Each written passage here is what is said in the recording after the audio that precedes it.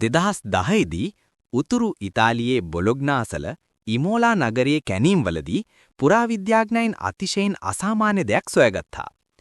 මධ්‍යතන යුගයේ සොහොනෙහි ඇගේ මරණයෙන් පසු මිනිපෙට්ටිය තුළ උපත ලැබූ කාන්තාවකගේ ඇටසැකිල්ල අඩංගු විය. මිනිපෙට්ටියේ උපත ලෙස හැඳින්වෙන මෙම සංසිද්ධිය සිදුවන්නේ දි รา පත්වන වායුන් යෝනි මාර්ගය හරහා කලල රූපිය පිට කරන විටය.